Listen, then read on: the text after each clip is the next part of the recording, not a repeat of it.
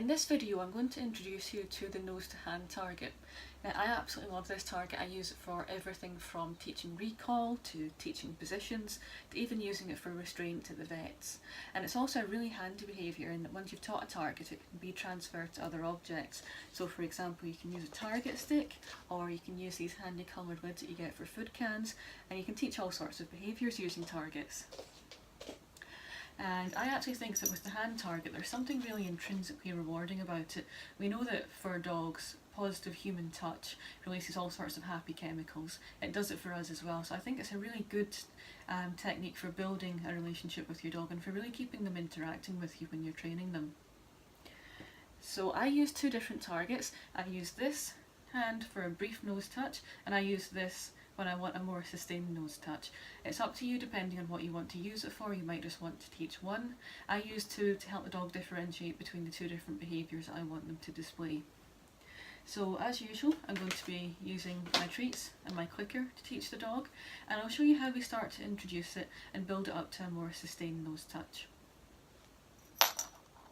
So to begin with, when you first offer the dog your hand, most dogs, unless they're not very comfortable with humans, will naturally want to sniff at your hand and interact with it. So we want to capture that behaviour and start teaching them that what we want is for them to come close to our hand and then to touch it and then to keep their nose there. So we just put our hand out, the dog naturally just comes towards it, we click to let them know that they've done the right thing. And it's quite important to make sure that you don't just keep your hand out, put it away out of the way so that you're not just offering the dog the target all the time, so you can make sure that you don't miss any targets accidentally.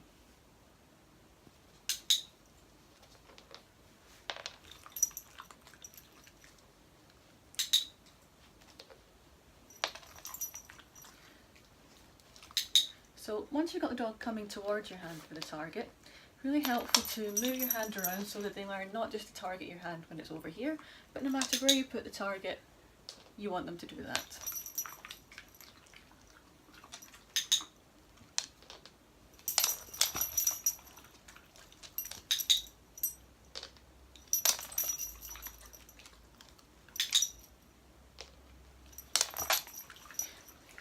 Keep moving yourself around. That way that the dog learns, no matter where you put the target, you want the same behaviour from them.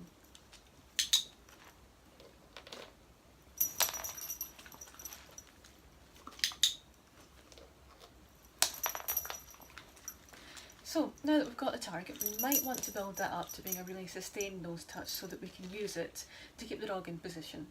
So I use my hand target this way when I'm doing that behaviour. And what I'm going to do is build it up from that very brief nose bump to being a really sustained behaviour and just gradually increase the duration that she's doing that for.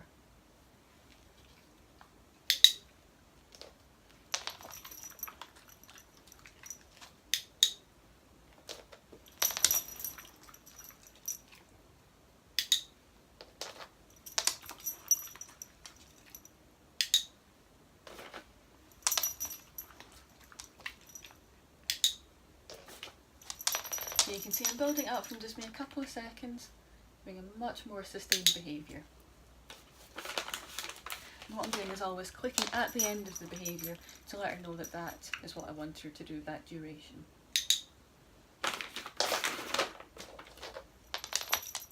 So now what I've got is a really handy behaviour that I can use, for example, for recall. Good girl. I can also use it to teach positions such as stand.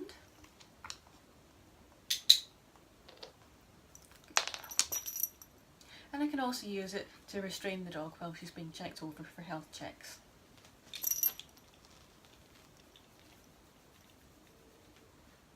Good girl.